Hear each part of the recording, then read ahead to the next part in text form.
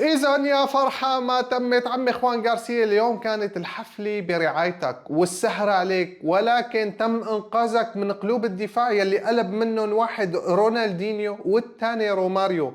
إيريك غارسيا جول وأراوخو جول، هلا ليفاندوفسكي بتقطع، بس اليوم البرشلونة نفاد وثلاث نقاط جديدة لهانزي فليك. أرى الشباب من الشباب أحلى شباب، مراحب انتهت منذ قليل أحداث الجولة السادسة من الليغا الإسبانية بالمباراة اللي جمعت الريال أوفيدو العنيد مع الفريق المخطط برشلونة بفوز برشلونة بنتيجة 3-1.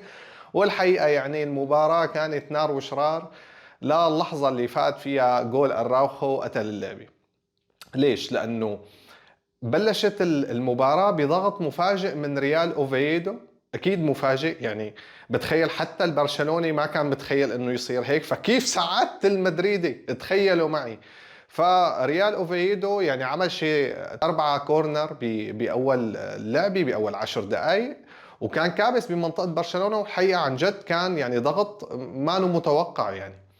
فالحقيقة مثل ما بيقولوا كتر الدق شو بيعمل؟ بفك الحام. اجا مين؟ اجا الاخوان غارسيا وقرر ياخذ دور اراوخو ودور جيرارد مارتين. قال لهم بعده شباب انا عندي، والعالم انه واو شو هالاستلام، اخذ قطعه، لف اول لاعب سلموا فورا.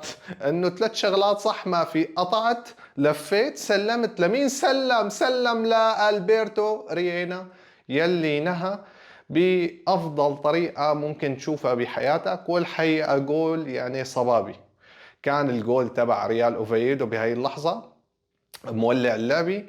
وبنفس الوقت هذا بمطرح كتير مهم للحارس نفسيا، لأنه ممكن يضعف ثقته للحارس بنفسه. والحقيقة اليوم ما كان بأفضل أداء خوان غارسيا، وهذا عادي، نحن بنقفل وبنتسلى، بس هو حارس كتير كويس. بس اليوم الحقيقة ما كان حاضر إلا تقريبا بآخر لقطة عملها، كان فيها جول لريال أوفيدو، بس كمان هداك فكر حاله رونالدو الظاهرة وقرر انه يقفلها من فوق. وانت كمان هدينا، ما اتذكر مين هذا اللاعب تبع اوفيدو. المهم بشكل عام يعني المباراة كانت كتير صعبة، ولا حدا يجي هلا تبع ينفش ريشه انه يعني 3 نقاط سهلة واخذناها على المرتاح. لا، مو على المرتاح ابدا، مو على المرتاح يعني. يعني كان الفريق معذب برشلونة بطريقة ما أنا منطقية.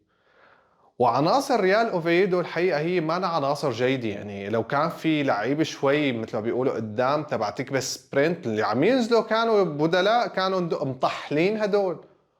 يعني هدول تبع سافقين عشا ما بيرحموا نازلين على اللعبه.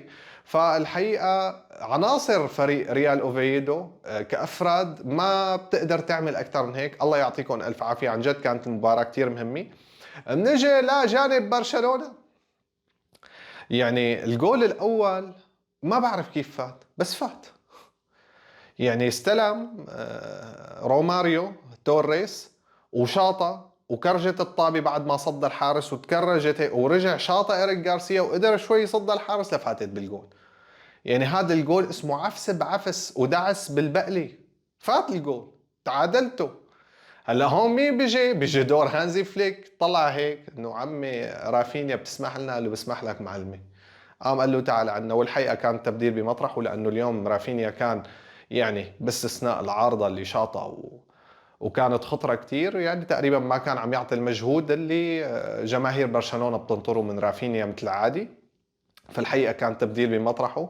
نزل هداكي ابو شعرات شقر الثاني فرع الثاني، نحن ما خلصنا من اهله لهداكي باصابه لتطلع لنا انت وتنتفوا نطحه تبع بسقف الجول وتطبطب يعني. عرفت كيف؟ ودوستويفسكي بيوقع على الهدف الثاني لبرشلونه. والحقيقه هون شوي الفريق يعني نوعا ما ارتاح، لانه اجى كمان بوقت كتير مهم بالنسبه لبرشلونه، لانه لاخر لحظه بتحس انه ممكن هيك مباريات تروح للتعادل. اوكي انت جبت الجول، يعني كبرشلونه جابوا الجول بالشوط الثاني وباول 10 دقائق، هذا منيح بيعطيهم دفع.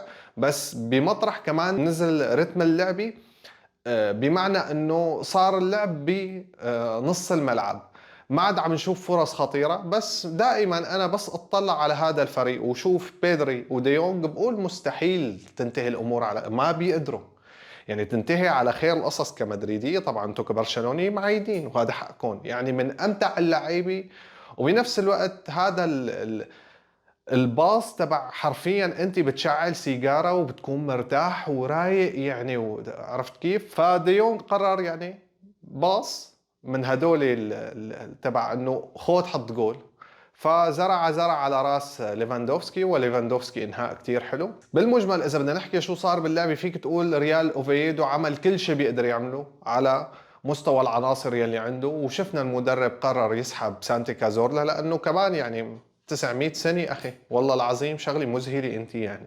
برشلونة بهاي اللحظة عمل جملة من التبديلات اللي كانت كتير مهمة يعني.